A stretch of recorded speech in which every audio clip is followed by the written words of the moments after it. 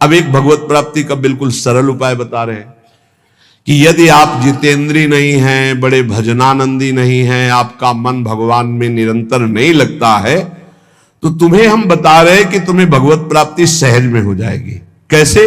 बोले कायेन वाचा मनसेन्द्रियैर्वा बुद्ध्यात्मना वानुसृत स्वभावात् करोति यदि यत् सकलम परस्मै नारायणायेति समर्पयेत् तत्। यहीं से प्रारंभ हुआ था साधन मार्ग। जब घर से निकले थे तो प्रारंभिक साधना यही थी, इसी श्लोक की थी। भागवत धर्म का अनुष्ठान, गायत्री अनुष्ठान आदि तो अलग चल रहे थे, लेकिन ये हृदय का भागवत अनुष्ठान भागवत धर्म का था। महापुरुषों ने, ऋषियों ने बहुत से मार्ग बताए भगवत प्राप्ति के, धर्म के। बड़े कठिन कठिन मार्ग हैं, लेकिन हम तुम्हें वो मार्ग बता रहे हैं, नवयोगेश्वर में जी कह रहे, सुगम से सुगम उपाय, सब कोई कर सकता है, स्त्री पुरुष बालक सब कोई कर सकता है। ये भगवत प्राप्ति का बिना पढ़े लिखे वाला भी कर सकता है।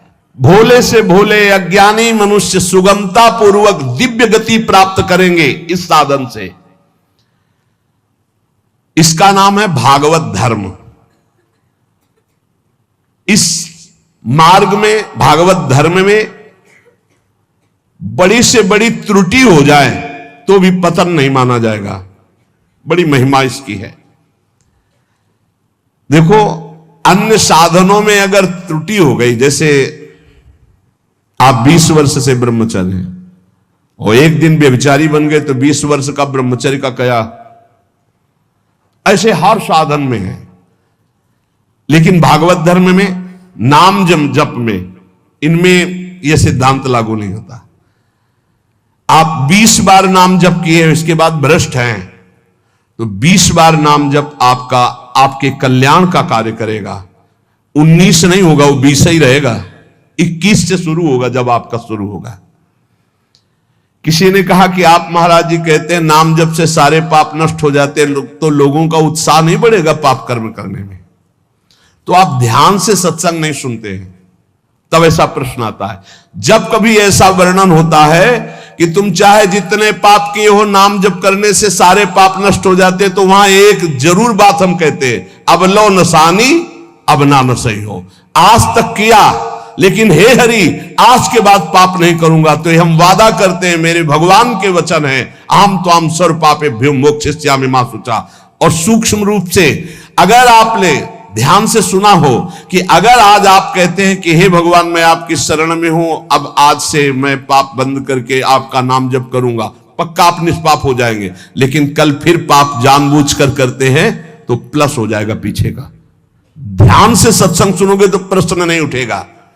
क्या नाम जापक का पापोत्साह बढ़ता है? जप करके तो देख, प्रश्न करने की जरूरत नहीं। नाम जप करके देख।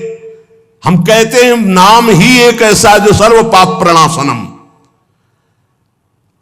और देखो, ये तो हम कह रहे हैं, लेकिन इतने में से जितने बैठे हो हमें बताना कि एकदम ब्रेक मार के हमें दिखा दो कोई कि आज से भीष्म प्रतिज्ञा है और निर्वाह करके दिखा दो।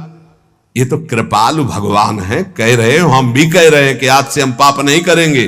लेकिन हो सकता है कि ब्रेक मारते मारते गाड़ी बीता दो बीता आगे खिसल जाए, वो ब्रेक मानी जाएगी, ब्रेक ही मानी जाएगी कि देख लो पहिया नहीं चला है, पर ब्रेक मारी खिसक गया एक बीता, उतने में घटना घट गई। तो जनयो गुण प्रभु मान नकाऊ, दीन बंधु अति मृदुल स्वभाव।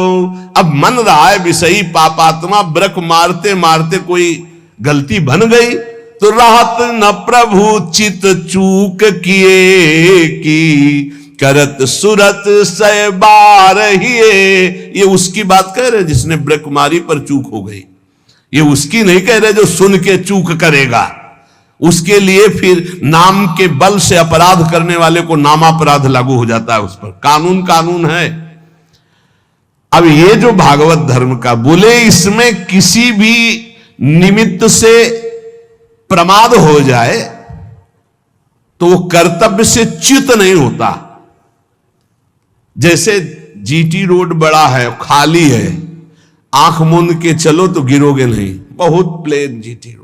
ऐसे ये बिल्कुल जो मार्ग भगवत प्राप्ति का भी बता रहे हैं, भागवत धर्म का, बोले इससे आंख बंद करके दौड़ने पर भी कोई गिरेगा नहीं, अर्थात इस मार्ग में पतन है ही नहीं, गिरने का तो कोई सवाल ही नहीं। इसको कहते हैं भागवत धर्म। तो बोले भागवत धर्म करने वाले के लिए नियम नहीं है कि कोई विशेष प्रकार का कर्म करे। बहुत ध्यान से सुनो, वह शरीर से, वाणी से, मन से, इंद्रियों से, बुद्धि से, अहंकार से, अनेक जन्मों अथवा इस जन्म की आदत से, स्वभाव से जो जो करे, यत करोषि, वो सब परम पुरुष भगवान नारायण को समर्पित कर दे, बस इसी से भगवत प्राप्ति हो जाएगी। शुरू करो। कई बार चर्चा कर चुके, यही साधन आगे बढ़ाता है।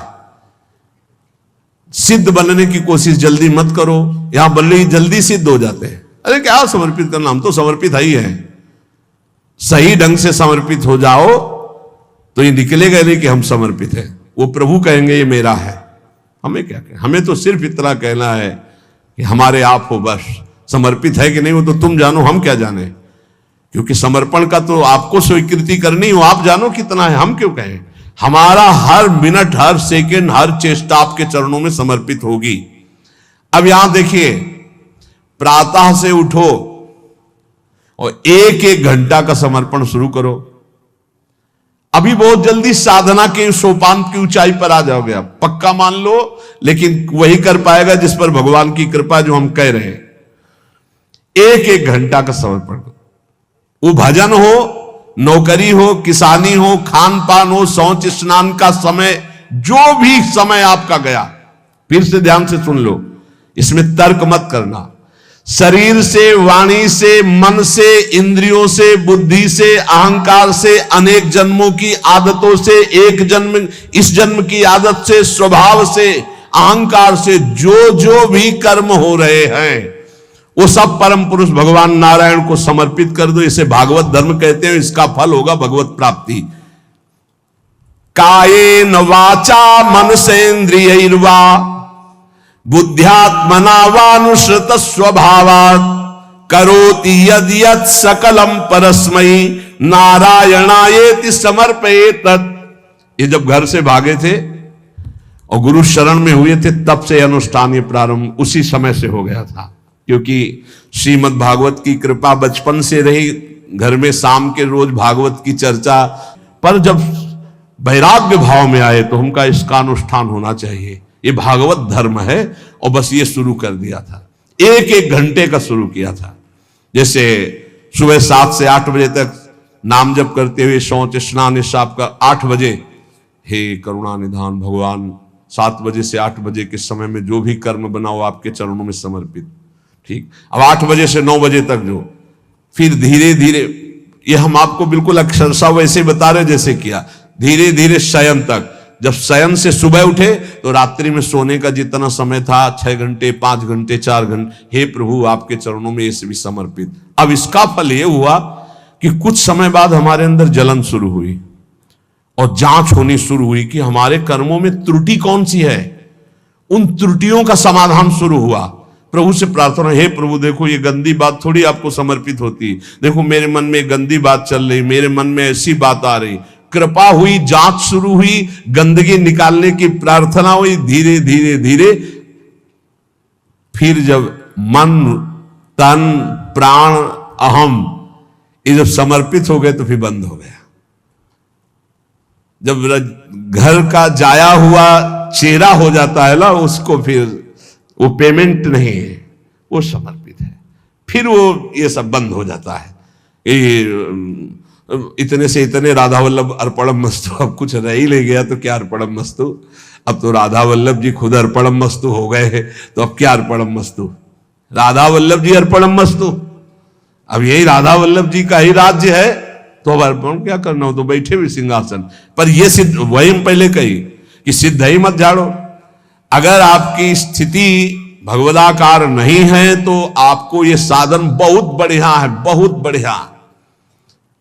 चतुरासी जी का पाठ किया, राधा वल्लभ जी कर, सेवा की, राधा वल्लभ जी कर, रसोई अमन या राधा वल्लभ जी, किसानी की 5 घंटे, भूल गए आप 1 घंटे में, 1 घंटे में कहां देखें, तो 5-6 घंटे में एक बार पूरा थोक में जमा कर दो। 8 घंटे ड्यूटी की, हे प्रभु 7 बजे से गए थे, देखो 8 घंटा ड्यूटी, ये 8 घंटे के समय में जो भी क्रियाएं चेष्टाएं हुई, नाथ आपको समर्पित है, आप इस समर्पण वृत्ति से प्रसन्न हो जाइए और अपनी शुद्ध भक्ति प्रदान कीजिए। कह रहे ये समर्पण लोगों की मान्यता और धारणाओं से आपको उठाता चला जाएगा, और बताना किसी को नहीं, सुन लो और आज से धारण कर लो, बिल्कुल फ्री है। कोई एक विशेष भागवतिक कार्य समर्पित करना ऐसा नहीं, स्पष्ट लिखा है। भागवत धर्म का पालन करने वाले के लिए यह नियम नहीं है कि वो एक विशेष प्रकार का ही कोई कर्म करे और वो भगवान को समर्पित करे। वह शरीर से, वाणी से, मन से, इंद्रियों से, बुद्धि से, अहंकार से अनेक जन्मों अथवा एक जन्म के स्वभाव और आदत से जो जो करे वो परम पुरुष प्रभु श्री हरि को समर्पित कर दे। इससे क्या होगा? आप समर्पण करते रहिए, आपकी स्थिति लोगों की मान्यता और धारणाओं से ऊपर हो जाएगी। कह रहे वो दंभ से नहीं, नाटक नहीं, वो स्वयं उसके अंदर ऐसे भाव जागृत हो जाएंगे। एवं व्रता स्वप्रिय नाम कीर्त्या जातानुरागो द्रुत चित्त उच्चई हसत्यथो रोदति रोति गायत्युन्मादवन नृत्यति लोक बाह्या। ये समर्पण रंग लाएगा। क्या लाएगा? अब नाम में प्रीति होने लगेगी, राधा राधा राधा। उसको हृदय में अपने प्रीतम के नाम कीर्तन में स्वाद मिलने लगेगा, नाम में प्रीति होने लगेगी। नाम में जे ही प्रीति हुई तो अनुराग उत्पन्न हुआ, अनुराग का अंकुर जब आया तो चित्त द्रवित हो जाता है। अब वो साधारण लोगों की स्थिति से ऊपर उठ जाता है। लोगों की धारणा मान्यता उस तक नहीं पहुंच सकती। जो समस्त कर्म भगवान को समर्पित करता है उसका नाम में प्रेम हो जाता है। नाम का प्रेमी अनुराग रंग में युक्त होकर लोगों की धारणा और मान्यता से अध्यात्म की ऊंचाई पर पड़ता है। वो दंभ से नहीं, स्वभाव से मस्त हो जाता है, मत वाला। अब वो कभी खिलखिलाकर हंसता है, कभी फूट फूट कर रोता है, कभी ऊंचे स्वर से भगवान को पुकारता है, कभी मधुर स्वर से भगवान नाम कीर्तन गुणगान करता है। कभी कभी ऐसी स्थिति में सामने उसके भगवान होते हैं तो अपने प्रभु को रिझाने के लिए वो उन्मादवन नृत्यति लोक बाह्या, लोक बाह्य स्थिति वो उन्मादवत नृत्य करने लगता है। सामने उसको प्रभु दिखाई देते हैं, वो जिधर दृष्टि डालता है उसको भगवान दिखाई देने लगते। ये साधन का फल देखो। खम वायुम अग्निम सलिलम महीम च ज्योतिंष सत्वानि दिशो द्रुमादीन सरित समुद्राश्च हरे शरीरम यत्किंच भूतम प्रणमे धनन्यः। आकाश की तरफ देखता है तो उसे भगवान वायु, अग्नि, जल, पृथ्वी, ग्रह, नक्षत्र, प्राणी, दिशाएं, वृक्ष, वनस्पति, नदी, समुद्र, सब का सब भगवत स्वरूप उसे दिखाई देने, क्योंकि भगवत स्वरूप है। सभी रूपों में अपने आराध्य देव को प्रकट रूप से देखकर, चाहे जल सामने आए तो जल रूप भी भगवान, वायु स्पर्श करे, हाँ मेरे भगवान मेरा आलिंगन कर रहे। जिधर दृष्टि जाती भगवान वो अनन्य भाव से भगवत भाव में डूबा हुआ सबको प्रणाम करता है। भक्ति परेशानुभवो विरक्ति रन्यत्र चैष त्रिक एक कालः प्रपद्यमानस्य यथास्नतः स्युस् तुष्टि पुष्टि क्षुदपायोनुघासम। आहा, जैसे भोजन करने वाले को प्रत्येक ग्रास के साथ तुष्टि, पुष्टि, क्षुधा निवृत्ति तीनों एक साथ होते हैं, ऐसे ही एक एक मिनट जो भगवान को समर्पित करता है, नाम जप करता है, उसको भजन के प्रत्येक क्षण का प्रभाव, संसार से वैराग्य, प्रभु में प्रेम और अपने स्वरूप का ज्ञान, तीनों एक साथ हो। तुष्टि, पुष्टि, क्षुधा, निवृत्ति। संसार से वैराग्य, भगवान में अनुराग, अपने स्वरूप का ज्ञान, तीनों एक साथ बढ़ते चले जाते हैं। एक एक क्षण भगवान को समर्पित करता है, भगवान नाम जप करता है। यही जीवन का सार है। गुरु शिष्य का संबंध है भगवत प्राप्ति कराने से। तन मन प्राण समर्पित करके गुरुदेव की आज्ञा पे चलो, निश्चित भगवत प्राप्ति है। भगवत प्राप्ति कोई ऐसा रसगुल्ला या गुलाब जामुन नहीं कि खरीद लिया, ये लो भैया खा लो। उनकी आज्ञा पे चलो, भगवत प्राप्ति आपको होनी है। आपको भ्रम छोड़ना है, आपको असत आचरण छोड़ने, आपको असत चिंतन छोड़ना है, आपको भगवत चिंतन करना है। तो गुरुदेव का सारा प्रयास रहता है असत त्याग करके सत्य में स्थित करना। वो गुरु नहीं है जो अपने शिष्य को भगवत भक्ति के रंग में रंग करके मृत्यु रूपी, माया रूपी फांसी से न बचा पावे। वो गुरु नहीं है। वह स्वजन नहीं है जो अपने संबंधी को भगवत नाम जपने का उपदेश न करे। वो पिता नहीं जो अपने पुत्र को भगवत प्राप्ति का उपदेश न करे। वो माता नहीं जो अपने पुत्र को भगवत प्राप्ति का, भजन का उपदेश न करे।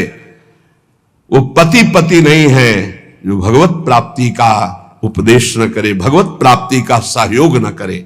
इन सारे संबंधों की एक ही महानता है कि मुझे भजन, भगवत प्राप्ति का संयोग बैठा ला जाए और इस जन्म में भगवत प्राप्ति कर ले। चाहे वो गुरु हो, चाहे माता हो, चाहे पिता हो, चाहे मित्र हो। भगवत ऋषिक जी कहते हैं अगर ऐसा संग नहीं है भगवत प्राप्ति का तो सब माया का नाटक है। हमको नहीं इस माया के नाटक में फंसना। देखो भगवत प्राप्ति कैसे होती है। आपने एक जगह मान लिया कि हम सब बात तो टाल सकते हैं, अपने गुरु की बात नहीं टाल सकते। अब माया आपको नहीं परास्त कर पाएगी। बस सब कुछ तो है, हम बड़े नीच हैं, पतित हैं सब, लेकिन अपने गुरुदेव की बात मैं नहीं टाल सकता। इसके लिए मैं विश्व से विलग हो सकता हूं, शरीर छोड़ सकता हूं, प्राण छोड़ सकता हूं, बस जीत गया। और गुरु की बात ऐसी मानी जाती है। वो कह रहे इस समय दोपहर के 12 बजे, जी बिल्कुल धूप खूब चौड़ी है। मूर्ख बना रहा है, चौड़ी धूप है। 4 बजे नहीं महाराज जी, आप कह रहे हो 12 बजे नहीं, समय तो 4 बजे। हाँ महाराज ब्रह्म मुहूर्त का समय है। बड़ी मुंह चपुड़ी बोलते हो। तो महाराज आप बोलोगे दिन तो हम दिन को दिन, आप कहोगे रात तो हमरा, हमको मतलब नहीं दिल है कि रात। आप कह रहे हो दिल है तो हम अपनी आंखों का विश्वास नहीं मानेंगे, हम आपकी बात मानेंगे। तुम्हें जो पसंद वही बात कहेंगे। आप आज्ञा करो, हमारा तन मन प्राण उसी मार्ग में चलेगा जिसकी आपकी आज्ञा है। बस जीत गया। इसी बात का दुरुपयोग होता है, इसी बात का दुरुपयोग होता है। वो गुरु ले जो भगवत प्राप्ति के मार्ग में न चला दे। देखो हम फंसे कहां हैं, बस सूक्ष्मता से समझना। भगवत प्राप्ति किसको होती है और भगवत प्राप्ति किसको नहीं होती, बिल्कुल सरलता से हम आपको समझा रहे। केवल अहंकार ही भगवत प्राप्ति में बाधक है। और उस अहंकार को गुरुदेव उल्टा सीधा, दक्षिण बाएं, ऊपर नीचे, हर जगह से प्रहार करके चकनाचूर करते हैं, पक्का चकनाचूर करते हैं। अब उसको केवल, आप तो कहते थे कल की ऐसा है, आज आप कह रहे हैं ऐसा। ये प्रश्न नहीं होना चाहिए। खड़े हो जाओ जी, खड़े हो गए, बैठ जाओ बैठ जाओ। आज के बाद ऐसा कभी नहीं करेंगे। हाँ करें, ये आज ये लाओ ना। महाराज आप तो कह रहे थे कभी ये नहीं खाने। नहीं जी पाओ, कल हमने कहा था नहीं पाना। महाराज जी आपने आज कहा है कि आज पा लीजिए, पा लिए। आज अभी कहो नहीं तो नहीं। ऐसा जीतता है, ये नहीं कि आपने कल कहा था तो आज ऐसे कह नहीं। वचनम करिष्ये तो में, आप जैसा कहे, जीत गया। अहंकार का केवल नाश करने की लीला होती है। अहंकार का नाश। दौड़ो नहीं, खड़े हो जाओ, खड़े बैठ जाओ, बैठ। जब तक हम ना कहें तब तक ये बैठे रहना। उठ के एक कदम में नहीं जाना, हमें वैसे ही बैठे रहे, क्योंकि केवल बात अहंकार की हो रही है। इस अहंकार का मर्दन केवल गुरु कृपा से होता है। और जब देखते ना कि ये तो अहंकार को संभाले हुए, तब फिर वो दुलार करने लगते हैं। अच्छा तो ऐसे बहुत घाटा है। गुरुदेव हमें कभी दुलार न करें, वो सदैव हमारे ऊपर शासन वृत्ति से रहे, उनको कभी ऐसा ना लगने पावे कि अगर हम तो अवहेलना करके हम चले। ये कभी एक साधक कह रहे थे कि हमें सबसे बड़ा दुख तब होता है जब आप विनय पूर्वक कोई बात हमसे कहते हैं, तब लगता है कि आज तक हमारी ऐसी वृत्ति अभी नहीं हो पाई कि गुरुदेव अपना मानकर हमको तू संबोधन करके बात करें। ऐसे बात वो विनय पूर्वक बात करें, मतलब सम्मान पूर्वक। कहीं मेरे अंदर अहंकार है, कहीं मेरी भूख है। बोले बस ये मुझे पसंद नहीं आता जब आप विनय पूर्वक बात कि मैं आपसे हाथ जोड़कर प्रार्थना करता हूं, आप ऐसा। तब लगता है धिक्कार हमारे जीवन को। अभी तक मेरा अहंकार बकाया रह गया है, अभी तक गुरुदेव अपना नहीं माने, अभी तू कह के संबोधन नहीं कहे रे ऐसा करो। अपनापन तो तब हमें लगता जब ये विनय हट जाती। विनय तो पर से होती है, नहीं नहीं अभी अभी गुरुदेव अपना नहीं मान। ये अहंकार की गलित वृत्ति में आता है भाव। अहंकार बहुत, यही भगवत प्राप्ति, सिर्फ भगवत प्राप्ति में मुख्य है अहंकार। और इसी की गुफा में रहते काम क्रोध लोभ आदि, इसी का नाश होता है गुरु कृपा से। बस गुरु कृपा को समझना है कि वो तत्काल बदल सकते हैं, तत्काल हर तरह से चकनाचूर करके चुप कौन रसवाड़े जा बोली गोई भारी।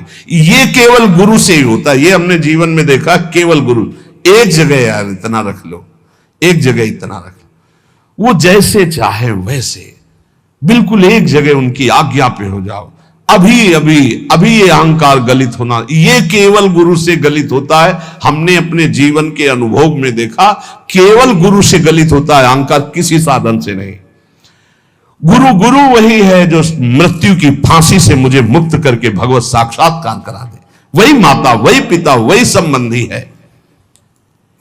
ये शरीर दुखमय विषय भोगों की प्राप्ति के लिए नहीं है। नायम देहो देह भाजाम नृलोके कष्टान कामान नरहते विभुजाम ये तपो दिव्यम पुत्र कायेन सत्वम शुद्धे दस्मात् ब्रह्म सौख्यम त्वनंतम। हे पुत्रो, इस मर्तलोक में शरीर जो मिला है मरेगा, नष्ट होगा।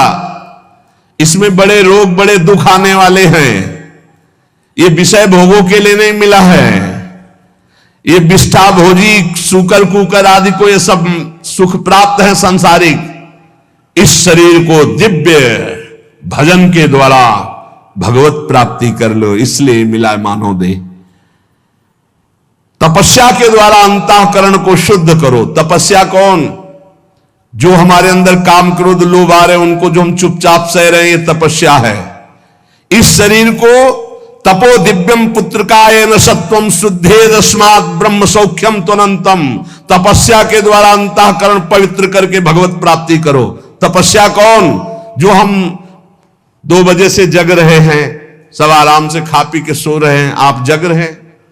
अब आपका 10 बजे तक दिनचर्या चल रही है, कुछ थोड़ा सा जलपान, फिर भजन साधन, अपना रात दिन लगे हुए, काम क्रोध आदि शत्रु आ रहे हैं, उनकी जलन सह रहे, ये तपस्या है।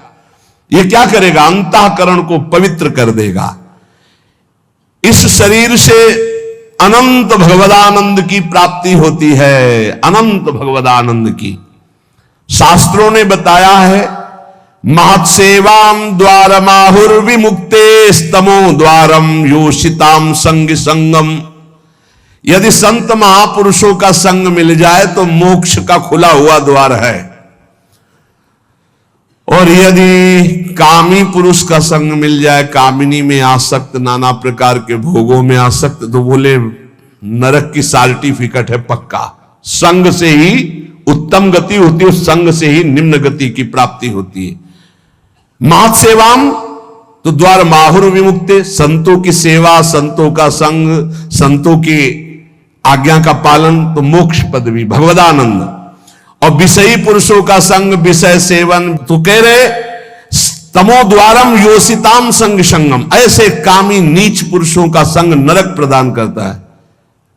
कसम देने की जरूरत नहीं है, ऐसे पुरुषों का तो संग ही नहीं करना चाहिए। वो कहते हैं हमारी दोस्ती, अरे तिलांजलि देते तुम्हारी दोस्ती को, कभी मत आना, कभी मत बुलाना, कभी संग मत करना।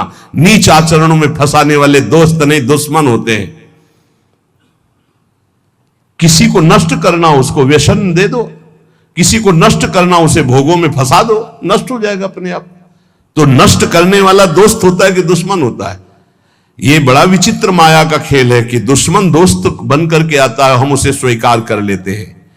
तमोद्वारम योषिताम संग संगम, जो कामी पुरुष है, व्यसनी पुरुष है, व्यभिचारी पुरुष है, नाना प्रकार के कुमार्गगामी प्रवृत्तियों का, तो हमें कभी ऐसों का संग नहीं करना चाहिए। महांतस्ते समचित्ता प्रशांता विमन्यवः सुहृदा साधो। ये अब कहते हैं जिन महापुरुषों का संग मोक्ष का खुला हुआ द्वार है, वो कैसे होते हैं? तो बोले महांतस्ते समचित्ता, सब में अपने प्रभु को देखने वाले महात्मा को महापुरुष कहा गया है। वासुदेवा सर्वमिति स महात्मा सुदुर्लभा, सबके हृदय में एकमात्र भगवान विराजमान, समचित्ता और परम शांता, किसी भी द्वंद्व की स्थिति में अशांत न हो। और कह रहे हैं विमन्यवः, किसी भी स्थिति में क्रोध ना आने पावे, क्रोधहीन। और सुहृदा साधो, ये सबका हित चिंतन करने वाले, सदाचार परायण, उनको महापुरुष कहते हैं। जो ऐसे महापुरुषों का संग करता है वो निश्चित भगवत प्राप्त हो जाता है। सत्संग का मनन किया जाए, मनन से बहुत जल्दी हृदय पवित्र होता है। रोज जो सत्संग सुनते हो, अगर कई बार इसे सुनो और मनन करो तो बहुत लाभ मिलेगा। सार सत्संग का, जिन प्रभु की तुम शरण में हो, यही अखिल कोटि ब्रह्मांडों के ईश्वरों के भी ईश्वर है, कोई अन्य आश्रय लेने की जरूरत नहीं। ऐसे प्रभु हमारी प्रियाजू की प्रेमाधीन है, इसलिए हम सदैव गरजते रहते हैं प्रियाजू के बल से, गोरे चरणारविंद की ठसक से रहते हैं। जिसको ये ठसक प्राप्त करनी है वो एक एक मिनट प्रभु के चरणों में समर्पित कर दे। भूल हो जाए तो जितनी देर भूल हो जाए उस भूल को भी समर्पित कर दे। एक एक क्षण समर्पण करने का फल मिलेगा। प्रभु की नाम में रुचि, प्रभु की लीला कथा में रुचि, इसका फल होगा। आपकी स्थिति अध्यात्म की ऊंचाई पे आ जाएगी। कभी आपको इतना आनंद आएगा कि आप लौटते लौटते हंसते रहेंगे। कभी इतना आएगा कि रुदन आ जाए, कभी नाचने का मन होगा, कभी गाने का, वो एक दिव्य उन्मादमय स्थिति। और कभी ऐसी स्थिति जिधर देखो मेरे प्रभु तो सबको दंडवत कर रहा है, स्त्री हो, पुरुष हो, जड़ हो, चैतन्य हो, पापी हो, पुण्यात्मा हो, सबको नमस्कार, सबको प्रणाम कर रहा है। यही महाभागवत स्थिति भगवान अजित को जीत लेती है। इसलिए निरंतर नाम जप करते हुए अपने चित्त को प्रभु में लगाओ, यही जीवन का परम सार है। इसी में परम